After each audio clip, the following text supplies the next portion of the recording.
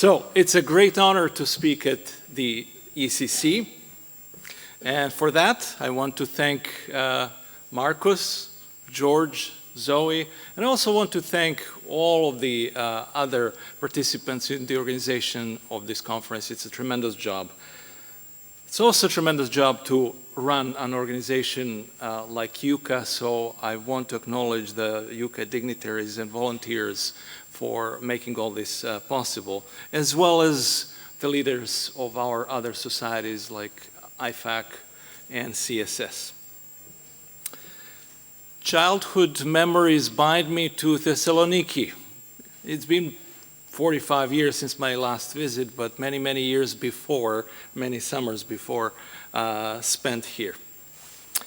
Before I get on with my slides, if you would allow me a little selfie with you.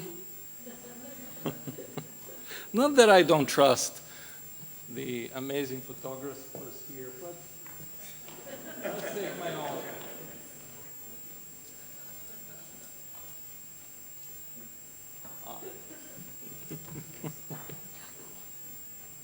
I think that's pretty common these days, isn't it?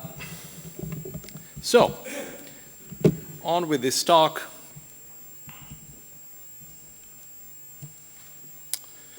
So if you judge open problems by how long it's been that they've remained unsolved, I know none harder than robustness in adaptive control.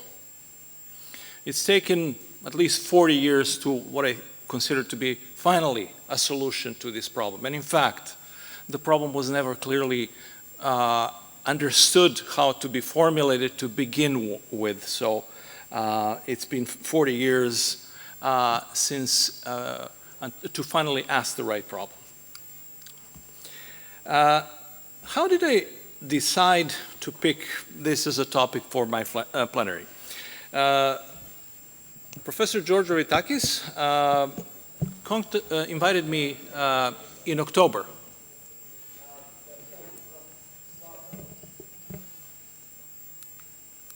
Yeah. Oh. So let's pause the recording until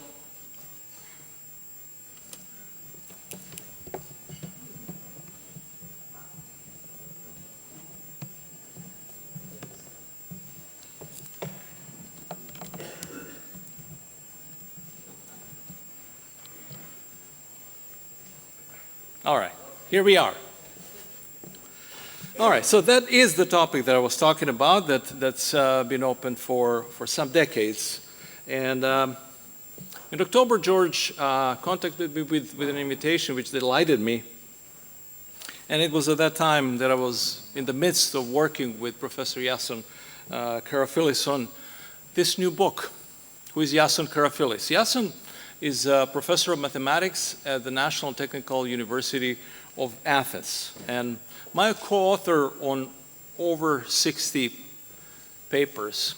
So as you look at this cover page of this new book, you see these waves, and you might wonder, are these the Aegean waves or the Pacific Ocean waves off of the coast of San Diego? They both are, but they also represent the disturbance that is a big problem to adaptive controllers that either drift or perform poorly asymptotically in their presence. So, yes, let's acknowledge the disturbance in this cover art. But let me ask a rhetorical question. Why should you, a young researcher in 2025, care about a topic like adaptive control and its robustness?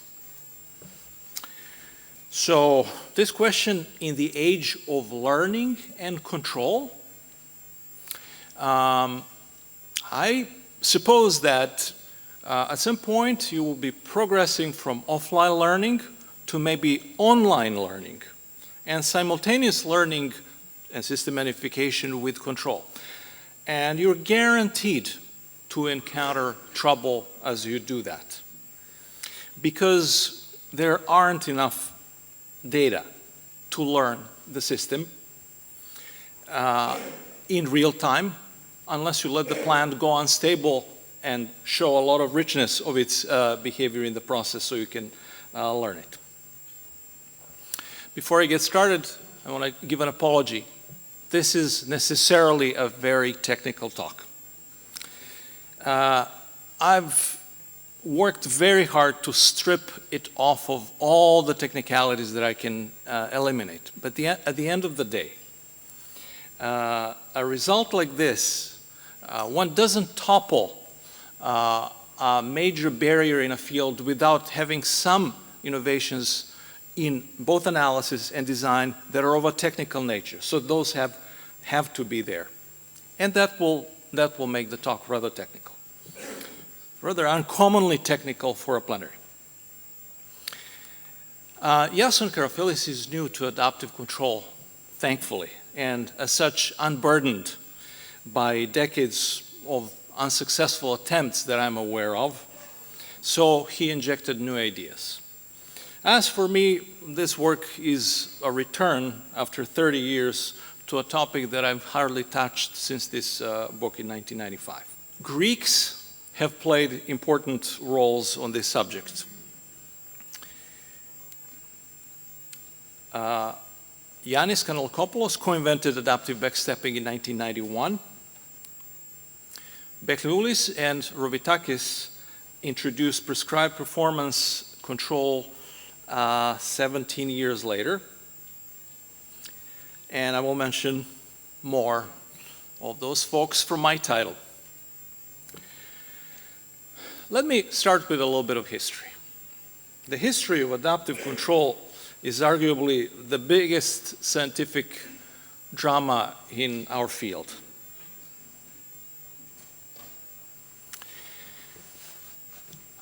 It took many, many years for stability of adaptive control to be established, and finally it was established in 1980, simultaneously by Steve Morse and Bob Narendra.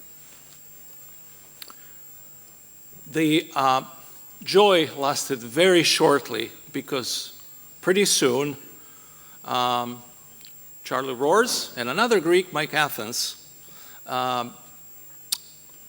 rang the bell and disclosed a big problem with the robustness of adaptive control to non-parametric uncertainties and demonstrated through simulations how easily these systems can go unstable. The adaptive control community got to work immediately, and there were several ideas, first by Peterson and Narendra, and later by Anaswamy, who introduced the dead zone, which was applicable at that time to small disturbances only and required persistency of excitation. Parameter projection was introduced where an upper bound on the parameters is known. It was in 1983, in the PhD dissertation of Petros Ioannou, that the tool that stood the test of time was introduced, the so-called sigma-modification, or the leakage of the parameter estimate in the integration of the update law. In addition to his advisor, Peter Kukotovic, there were many contributors among the students of Petros Ioannou, whom I list here. And as an editor, I can tell you, I see hundreds, thousands of adaptive control papers. And when it comes to adaptive control in the presence of disturbances and other unmodeled effects, sigma modification rules 95% of the robustification market. Hardly anything else is used. When people have to both get the things to work reasonably well and prove that, they go for the sigma modification. Let me say a few things about what I would refer to as the chief contributor to the robustification of adaptive control, Petros Ioannou.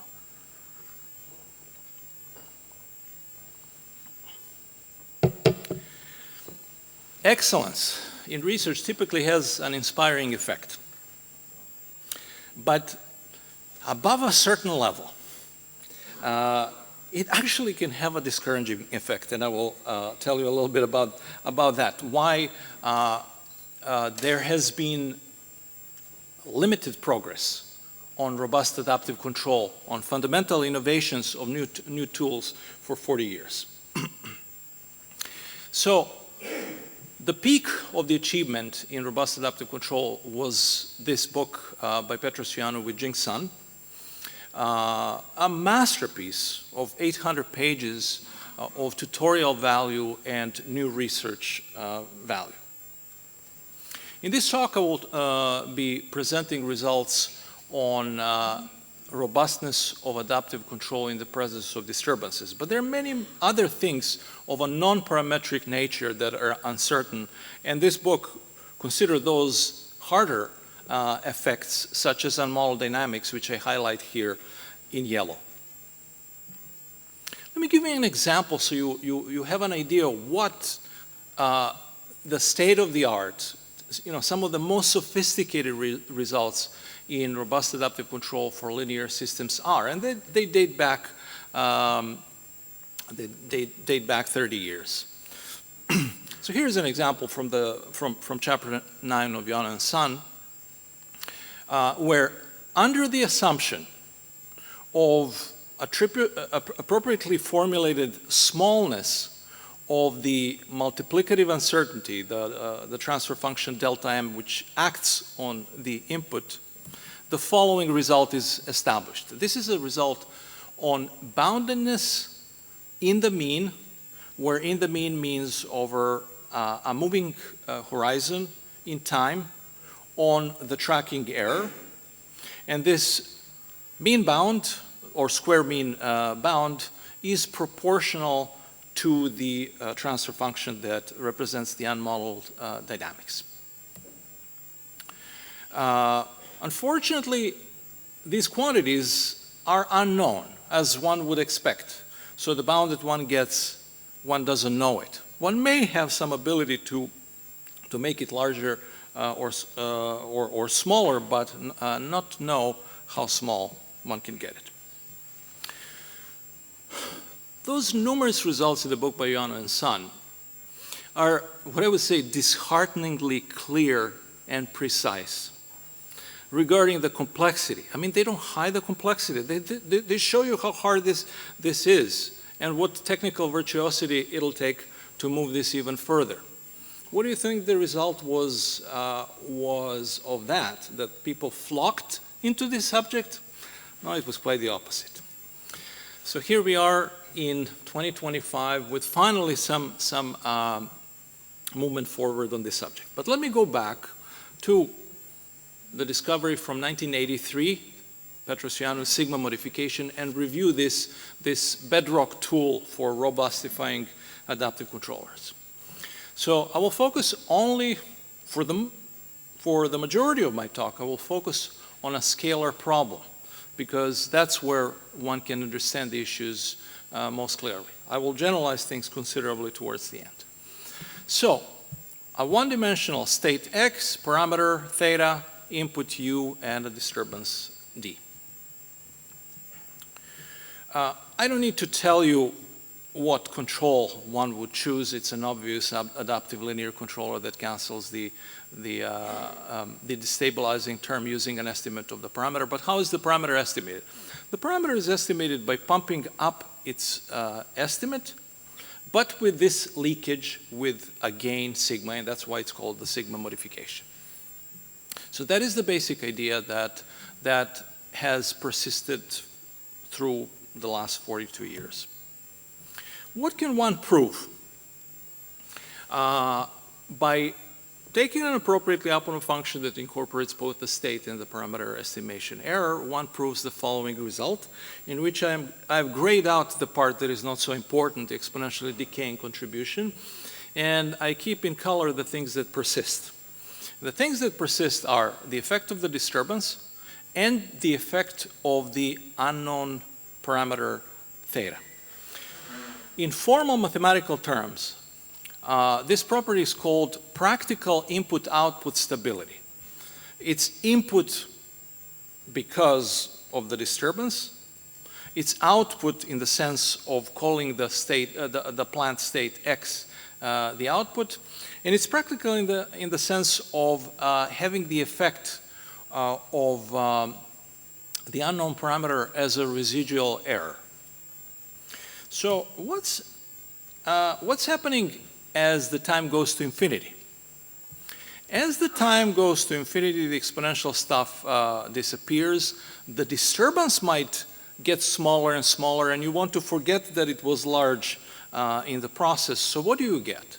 You get a property called practical output asymptotic gain. And this practical output asymptotic gain is this expression in blue or cyan. And practical is this bias term. So let's focus on the asymptotic gain from the disturbance. This asymptotic gain depends on the adaptation gain gamma and on the gain of the sigma modification.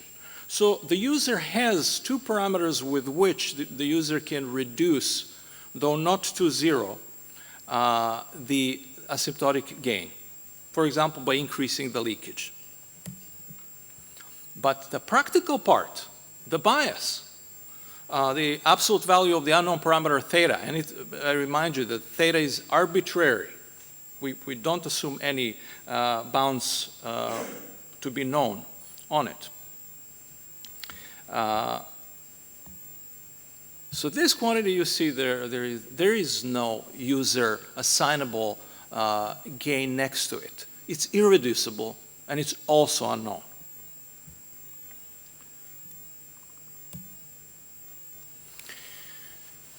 So what is the culprit for that, for the irreducible bias? Well, it's the sigma modification, the savior of boundedness, the preventer of the parameter drift, that is the culprit for the irreducible residual bound. Why? Well, there are two parts in this update law. One is the good part, the update law, x squared. So this update law increases the estimate and contributes to the suppression of the effect of the initial conditions and of the disturbance on the system's response. But if you write this update law in terms of the parameter estimation error, the effect of the sigma modification appears as a disturbance input itself. So you see that the sigma modification counters the work of the update law. It resists the work of the update law. It negates it.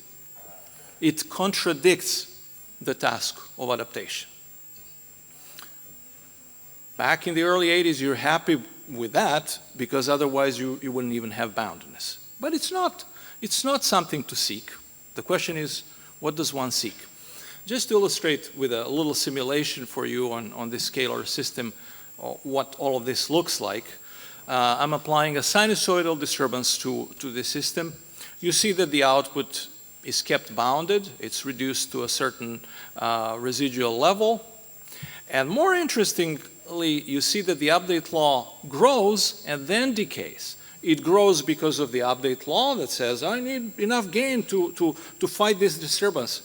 And the sigma modification says, I'm not letting you go get too much gain because to me that looks scary. You might go unbounded with a gain. All right, so you see this contradiction and negation of the effect of adaptation. Let me now start with what I want to introduce to you. A new method that we have named dead zone adapted disturbance suppression. Guess what came first, the acronym or the name? Okay, so let me talk about the DADS approach first on the scalar case. So I'm returning to this scalar plant. And let me first tell you, if I were to derive this and give the logic and so on, it would take 15 minutes or more until I get finally to the controller and the update law. Let me show you immediately what the controller and the update law is. And then I'll discuss what's the logic behind that choice. Let's first look at the controller. So this is a scalar system the controller has some damping term, which is linear, but the controller also has nonlinear damping. And this nonlinear damping is with a dynamic gain. The nonlinearity of the damping you see in the introduction of this x squared term that multiplies x, and the fact that the nonlinear damping is dynamic is reflected in the fact that the gain, kappa, is being adjusted in accordance with this update law that depends on x squared. There are a few things that are familiar already from classical adaptive control and the sigma modification. So this is it. This is the algorithm. Let me first tell you what it achieves, why we should care, and then finally I have to get into how this is achieved, which is the harder part.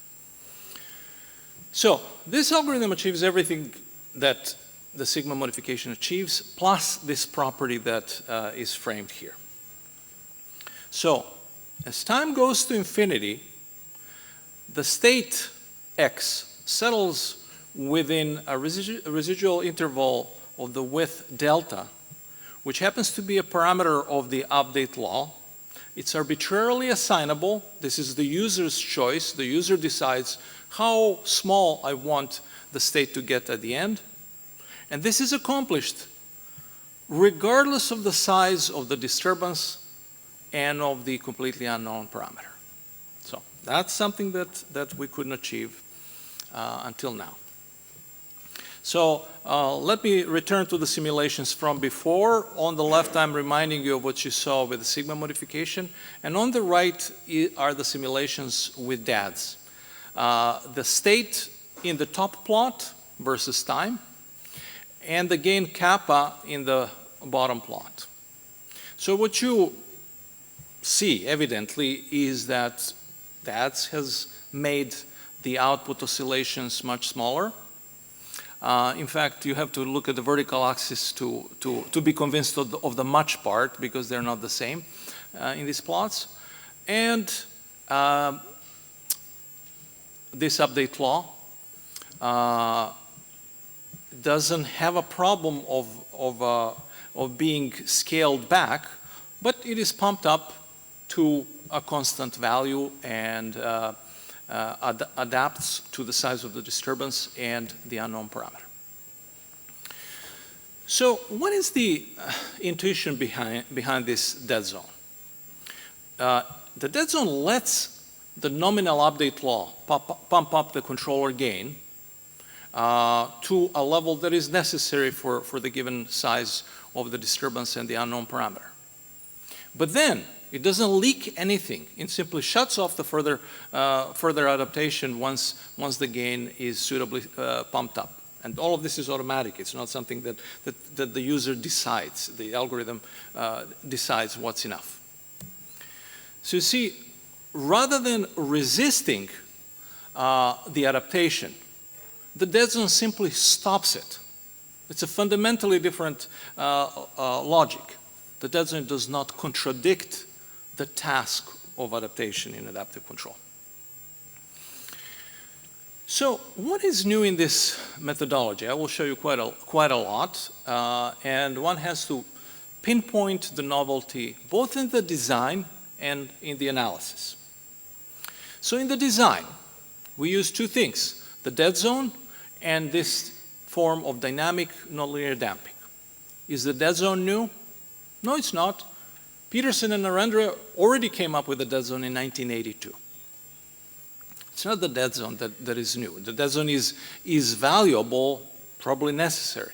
What's new is the particular new way of using dynamic nonlinear damping, which you will see in which way it's not been used before when I get into some equations. So this form of dynamic nonlinear damping is crucial to obliterate the effect of the disturbance and the parametric uncertainty. How about the analysis? The analysis is complicated. I'm not mentioning here a lot of various things, lesser things that are new, and want to highlight one thing that truly amazed me, and it's a particular new kind of a comparison lemma that Iason Karafilis introduced, and I will try to illuminate.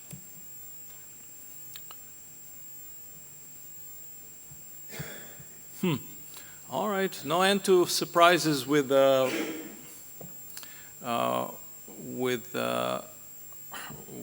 PDF readers. So in this slide, what I meant to define for you is the notation for the dead zone function, this superscript plus. Where it says V here, I don't know why it says V now, because it's supposed to be a plus. So the superscript plus represents a function which is the maximum between 0 and its argument s, where s is the argument of the dead zone, x squared minus the delta parameter squared. And you've sure, and now it is, you see, now it's correct. You're surely familiar with this function if you work with neural networks. This is the ReLU function, the function that's linear only for its positive arguments. So let me now try to explain the idea behind the control design, and in particular that idea of dynamic nonlinear damping. So just to remind you, in its simplest, purest form, this DADS controller has this structure in which it uses the nonlinear damping x squared and a dynamically adjusted gain kappa. To arrive at this choice of a feedback law, one starts very simply. One starts with a Lyapunov function for just the plant, leaving out any effect of the gain kappa from that Lyapunov function. And one works with various inequalities, several applications of Young's inequality and so on. That's the interesting part. Somebody who wants to do this and reproduce it really needs to study how. No time for that with a broad audience. The goal is to get the time derivative of the Lyapunov function to satisfy this relationship. That's a relationship that at first to me was puzzling. Let me try to at least shed some light on it. What is this relationship telling us? Well, with regards to the effect of the disturbance D, this relationship is telling me that I have input to state stability with respect to the disturbance D. Good. I want that, but the sigma modification achieves that as well. The second term in the numerator, which is a little difficult to process, in plain English means that the gain kappa, once it ultimately dominates the unknown parameter, theta, allows for the state to go to 0 when the disturbance goes to 0. You don't get with the sigma modification for the residual value to even be assignable, let alone to be eliminated. So let me now make some further progress in developing the theory for this result. A number of properties hold. I want to show you the most important ones and to interpret them, even though I don't show how they're derived. So this particular relationship is very familiar to what I showed for the sigma modification, and it's obtained by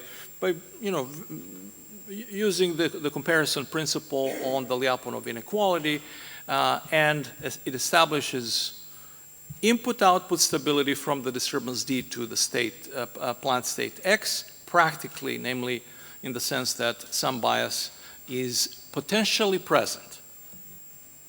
The second property that one establishes is this practical asymptotic gain property with respect to the disturbance. Namely, as time goes to 0, and maybe as the disturbance has gone through a large through a phase of temporarily being very, very large, but then it gets smaller, there is a gain relative between the limb sup of the disturbance and the state, and that gain is assignable using the parameters in the controller.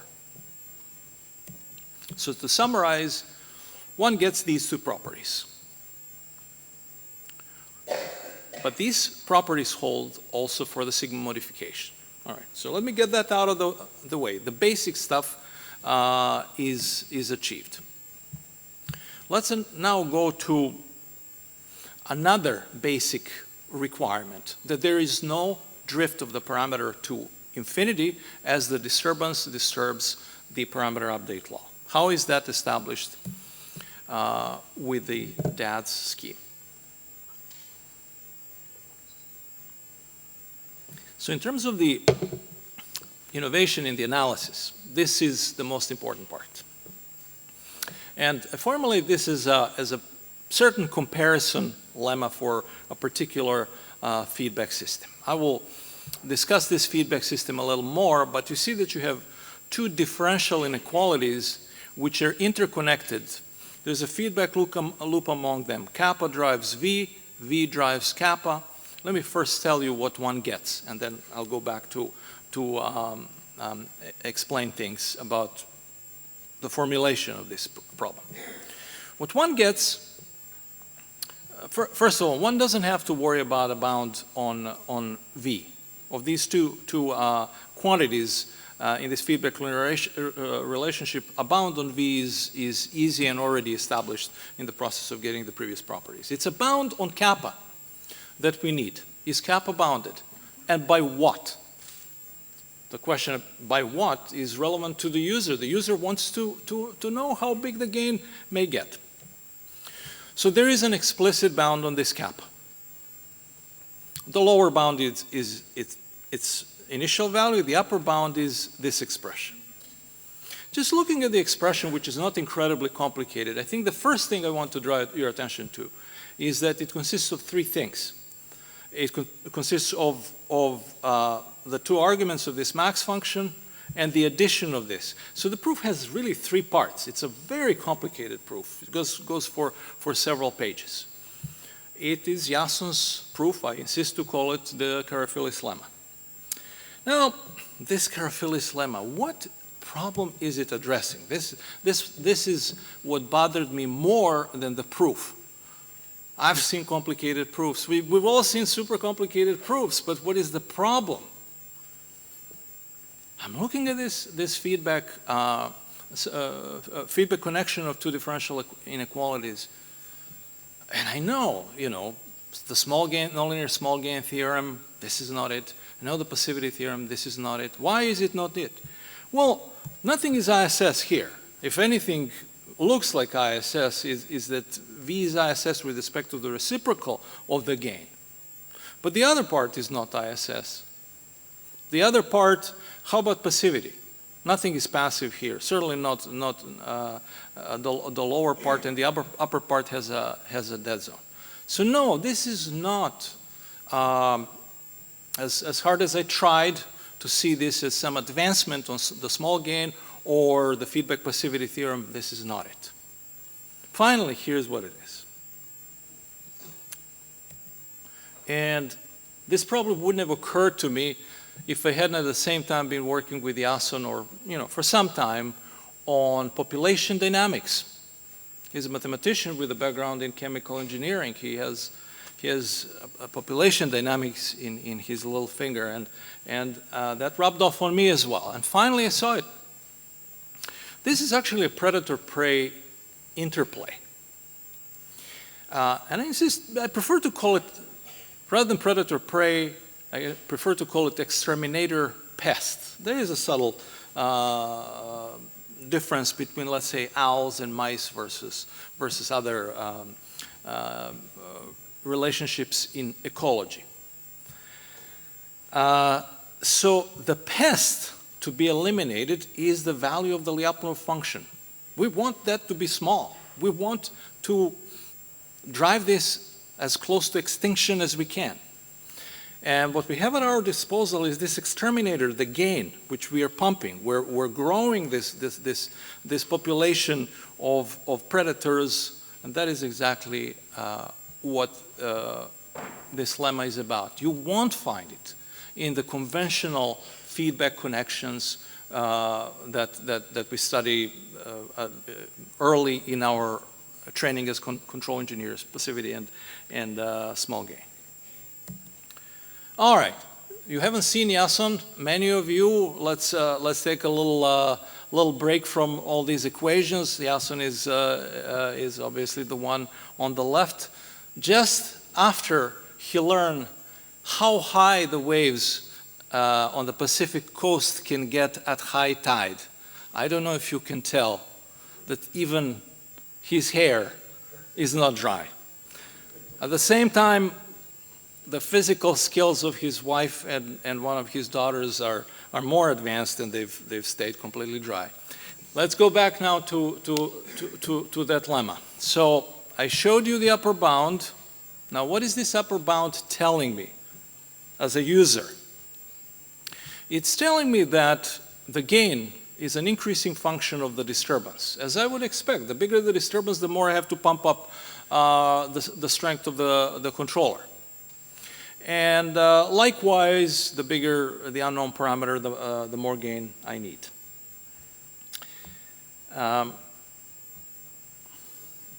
Next, the dependence on delta, the residual interval to which I want to drive the state. This is a reciprocal dependence, or in plain English, the tighter the regulation I need, the closer to zero I want to get with a state in spite of the unknown disturbance in the parameter, the higher the gain needs to be pumped. All of this is logical, and I'm glad to illustrate for you the price that one pays for getting what one wants.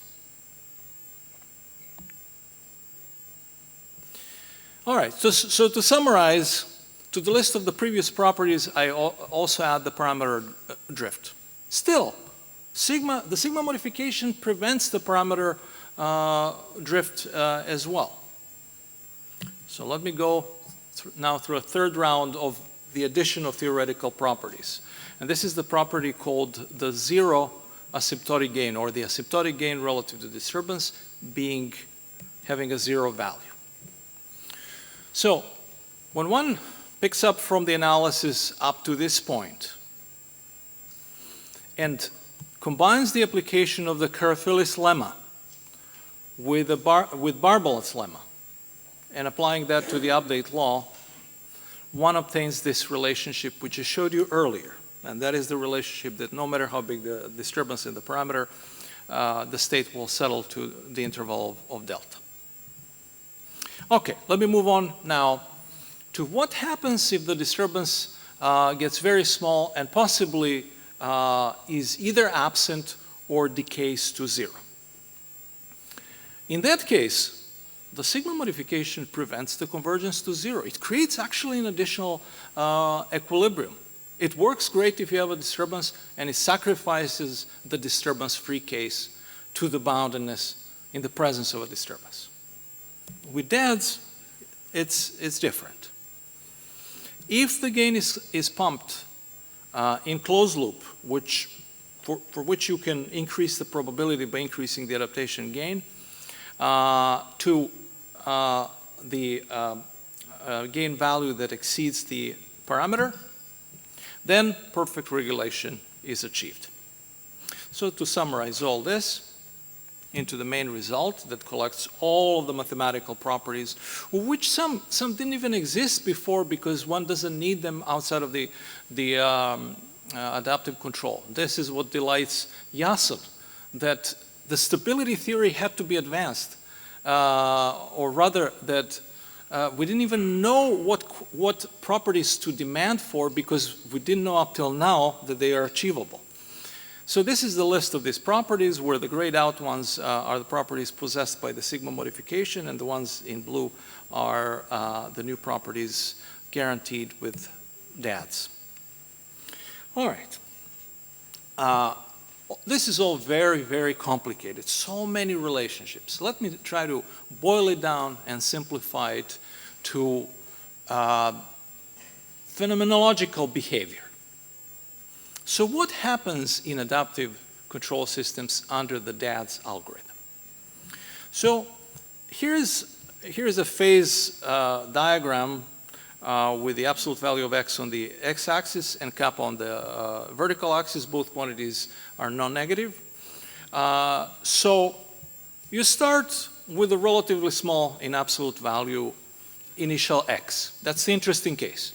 You start with small x, but with an unstable system. What happens? The system is unstable. You don't know how much gain you need. The state grows. Finally, the gain starts getting pumped enough, and this growth is reversed. And then the state decays. According to theory, the decay drives the state to below a value that is proportional to this expression. Not exact to this expression, but this expression times some user assignable gain.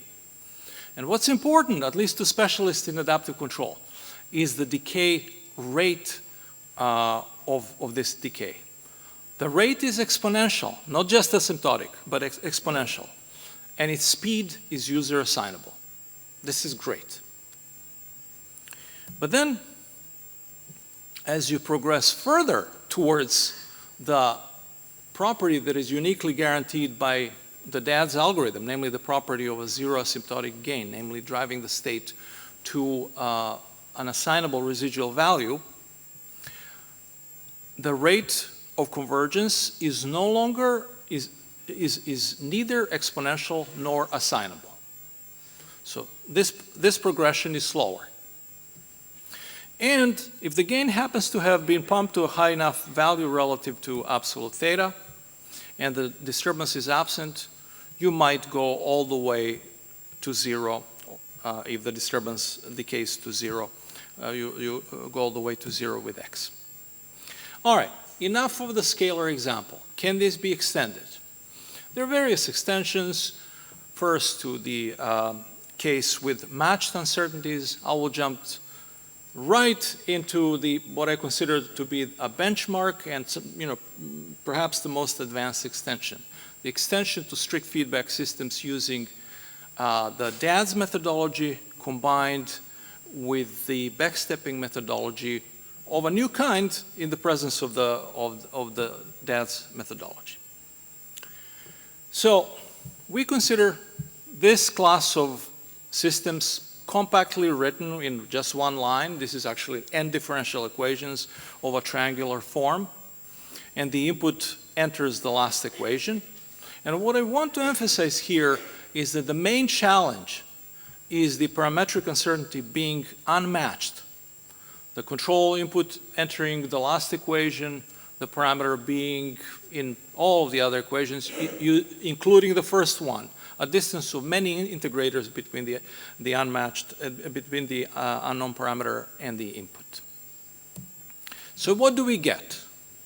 I'll show you what the algorithm is. The algorithm is even more complicated. Let me first show you the simpler part.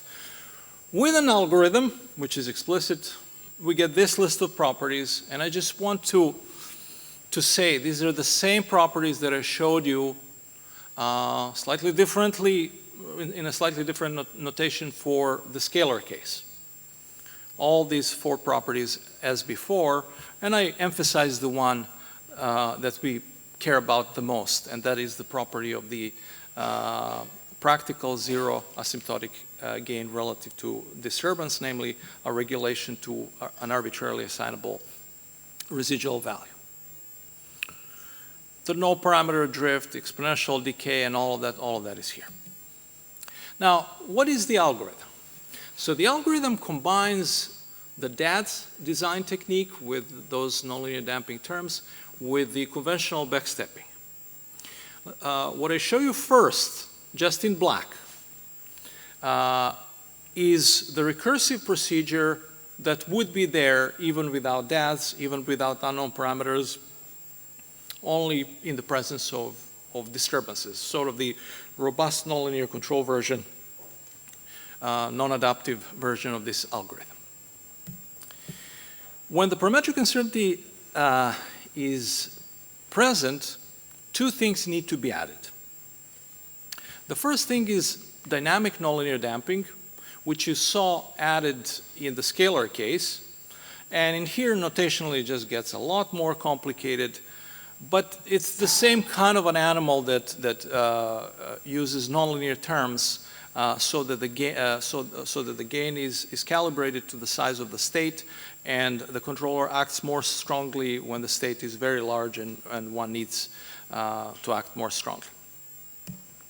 The part that is truly new and doesn't come up in the case in the scalar case is this part in red. So this part in red, you can see that it has to do with the adaptation and with compensating the potentially harmful effect of adapting the gain kappa on the system. What am I talking about? As you're adapting a gain in an adaptive controller, that can confuse the controller because in systems with unmatched parametric uncertainties, the adaptation rate, kappa dot, appears as a disturbance. The controller doesn't know that it's a disturbance. And that needs to be appropriately dominated itself. And just to make it obvious that this term has to do with dominating the disturbing effect of adaptation, I highlight in yellow here gamma squared, where gamma is the adaptation gain. If there was no adaptation, the red term wouldn't be there, but in the presence of adaptation, it's needed in the unmatched uncertainties case. All right, I thought that I would be tight with time, so I've eliminated the model of the aircraft wing rock dynamics, and I show you only the simulation results. What is aircraft wing rock? It's an instability in a third-order model of an aircraft in which you include three states: the roll angle, the roll rate, and the aileron angle, namely the actuator dynamics. At a high angle of attack, aircraft with certain wing geometries go into this instability, which is called wing rock, I think, because it does appear like the wings are rocking. So this system has aerodynamic uncertainties. There are various nonlinearities, 7 unknown parameters. The system has unmatched parametric uncertainties. And if there is a disturbance present on top of it, such as air turbulence, then you truly have a problem for robust adaptive control. So having described the problem, let me tell you, control designs for this problem have existed for 30 years now. You know, I worked on that problem around 1995. The question is, how does DADS compare to that existing solution combined with the sigma modification? So I show you the simulations of the norm of the state versus time, the norm of the parameter estimate versus time, or the gain, and the input in 3 colors. The red color means applying adaptive control without any robustification. As you expect, it ends in a disaster. The parameter estimates drift, and that's unusable. By applying the sigma modification, this drift is prevented, and the disturbance acts on the system, and you drive the system to some residual value. With the DADS controller, what happens is shown in black. And I think we clearly prefer black. Small residual error. At the same time, even a small control, because when the state upon which you base the feedback is small, the feedback input ends up being small. And here is the gain, I've called it kappa here in the simulation, is denoted by rho. So clearly, there are benefits from using this algorithm. Now, after you spend enough time with robust nonlinear control, and you see lots of results that act and succeed in the presence of large disturbances of the system's right-hand side, you realize that that's not really the very, very hard problem. The very hard problem is the measurement disturbances, the so-called noise. That's where you pay the price for any indulgence in high gains. So does this method survive in the presence of measurement noise? Actually, I was not optimistic, but it turns out that it does. So let me introduce the measurement noise on top of the state. So let's say the measurement is this expression. I'll skip the control and update law algorithms. They're exactly the same, but with y replacing x in the previous expressions. So what does one end up with relative to the zero asymptotic gain property, namely the suppression of the state to an arbitrarily small value? One gets this expression. You couldn't possibly expect anything better. I mean, you're going to have the assignable value plus the measurement noise thanks to this additive relationship. More interestingly, what happens with the gain? We had the result of the gain not drifting to infinity, but what happens with such a result in the presence of measurement noise? The answer is given here. And I just want to draw your attention that in addition to the noise, the L infinity norm of the noise, which you expect, there is an L infinity norm in these bounds of the derivative of the noise. So the noise needs to be differentiable. If the noise is stochastic, well, that is too much for any robust nonlinear control algorithm. I was going to tell you about future work, and I thought I would run out of time, so I suppressed the work that is sort of not trivial but semi-obvious to pursue, such as extending things from the equilibrium stabilization to tracking and extending the results from state feedback to output feedback. But the real important problem is introducing unmodeled dynamics. I created these slides some months ago. That was an open problem. Well, as of a few days ago, and some bouncing on files with Jason, I'm delighted to say that that is no longer a future problem, at least for matched parametric uncertainties. So to recap, adaptive control can achieve, after all, arbitrarily good regulation for arbitrarily large uncertainties with no a priori bound on the parameter and without the persistency of excitation. And if you want to read more, I can tell you that the book just came out. My wife received it on at home on the day I arrived in Thessaloniki, and that's where you can study and read more about this method. For me, the bottom line is the following. Based on the decades of experience, I believed, without any evidence, that just like there are fundamental limitations of Bode's kind to the performance, the achievable performance in linear robust control, that there was some fundamental limitation to handling non-parametric uncertainties in adaptive control. Well, there is no such a curse of non-parametric uncertainty after all. For me, that's the big take-home message. And I know that what happens at the end of a talk, there is an applause, but I would like to direct it to Jason. So Jason, where are you? And would you please stand? There he is.